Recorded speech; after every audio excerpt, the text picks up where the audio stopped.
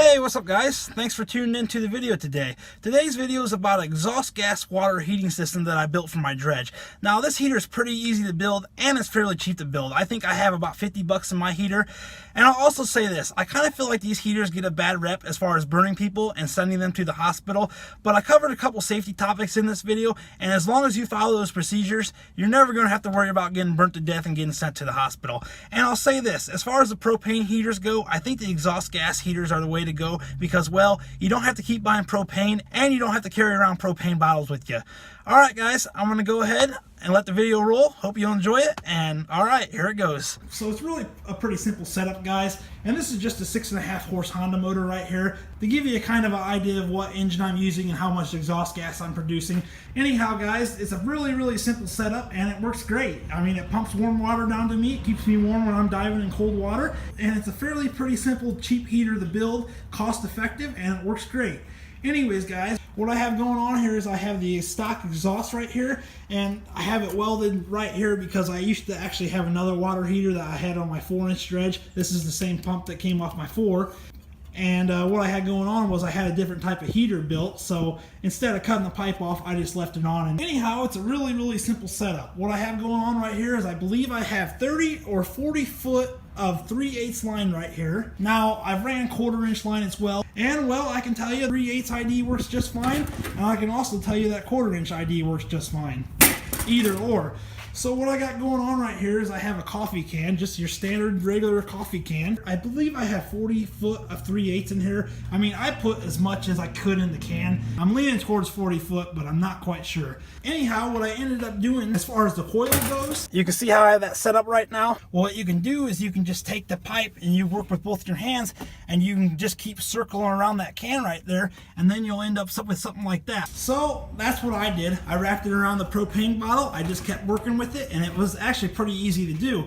As you can see, it worked out pretty dang good. That's the size of the propane can right there. What we have is hot exhaust coming out of the muffler right here, blowing right into here, into the can. And what happens is, well, all that heat builds up, and actually when I run this, guys, I take some aluminum foil and I stuff the can all the way on the outer edges of aluminum foil, but I leave a hole the size of this for the exhaust gas to get out. That way the valves can still breathe and all that type of good stuff.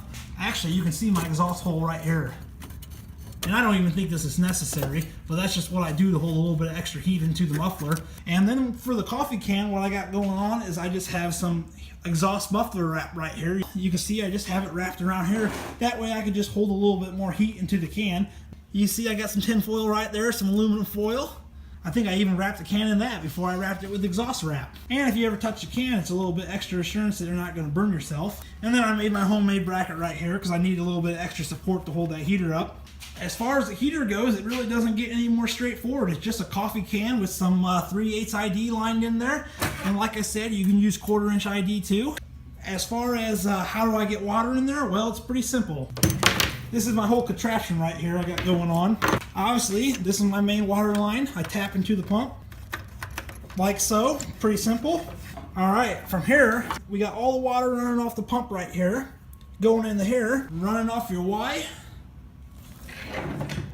and then I just put it right there. So what we have going in is we have the water going in off the pump right here, and this is where the system really makes a lot of sense, guys. If you try to run the water through full speed, you're never going to warm it up, because you don't need that much warm water to keep you warm when you're diving. All you need is a small trickle. You really don't need that much. So what you do is you adjust your flow. And when you adjust your flow, well, if the water's too hot, then you just send a little bit more water through the system, and well, the water gets cooler. And if you want the water to get hotter, well, then you just back it off and you send the water back through the heater a little bit slower. Now you guys can see this T right here. Well, here's what I got going on.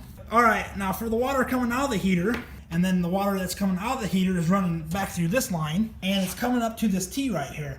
So what I can do is, well, it's tapped into the Y right here. This is the water that's going into the heater, and this is the line that's coming off the heater. So the water that's coming out of the heater is coming out of this valve right here. So you can either shut this valve off right here, but if the water is super hot, well, then you can add some cold water to the mix right here through this valve. And you can mix it with the hot water that's coming off the heater. You bring the two together, and then you can mix a perfect stream of mixture together, and then you can get the desired water temperature that you want to send down to the diver. Now what you can do is you can run this line to a holding tank. Here's my mixing tank. I don't use it anymore, but I did have one at one time, which I used to do that, guys, but you know what? I don't even do that anymore. If you want to be extra safe, then you run that water to a mixing tank right here. And then off your mixing tank, here's what I got going on, guys. This is the line that goes down to me when I'm down there dredging. Coming down to me. And the biggest thing of the system, guys, is you want to make sure that you use non-kink hose. This is just dishwasher hose, I think. It's the non-kink. You can't kink it. You can fold it like that and it won't kink on you. I just tape it to my line, my air line. I leave a little bit at the end that I can shove through my suit. I run it through my leg hole right there. I run it to the top of my suit, and then when I'm down there diving, guys, that warm water just flushes all the way down through my suit, and it's actually quite enjoyable, to tell you the truth. It fills that suit with warm water and keeps you warm when you're down there diving. It's a really simple setup. Now, as far as everybody who says these systems are dangerous, there's really some safety features that you need to take in place to make sure that you don't get burnt by hot water, just in case any of this stuff ever does malfunction. I've had a couple cases, guys, where that has happened. You're running for all day long. Eventually what happens is you're going to have to come up here and adjust this a little bit because, well, once your engine's been running for 4, 5, 6 hours, well, the exhaust in the can starts to get a little bit hotter. So you have to sometimes make adjustments to your T. But I've had plenty of times where I've got to run all day long and I haven't had to touch it at all. But I can tell you that you just don't get burnt just like that. You'll definitely know when that hot water comes in that's scalding. I mean, you definitely know when scalding hot water comes down to you. And if that ever does happen, you have to have a way to get that line out of your suit. So in a case where that does happen to me, you have a little bit of time to react before you're actually going to get burnt to the point of it's going to be a bad burn and you're going to end up in the hospital.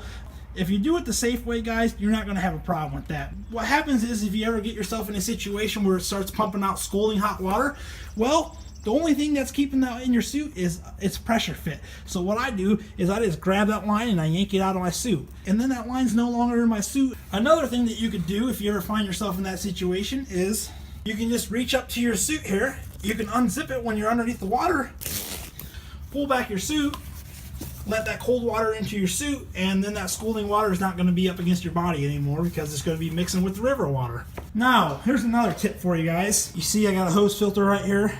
But guys, there's a reason that I stopped running the filter, and I took it out, guys, and I haven't had a problem. But if it does make you feel a little bit safer, you can try to run a filter right here. But all that happened when I ran that filter, guys, is it ended up getting clogged up, and it collected little pieces of dirt right here and little pieces of sand, and then it wouldn't allow any water to send down to me. It would just clog up the line. So, well, I said forget the filter, I'm not running that anymore, and that's the way that I've been running my system. I've been doing it for years, guys, and I haven't had any problems with it. Alright guys, I hope you enjoyed the video, and if you did, be sure to give it a thumbs up, and consider smashing the subscribe button to follow my gold mining, my van life, and my vlog adventures.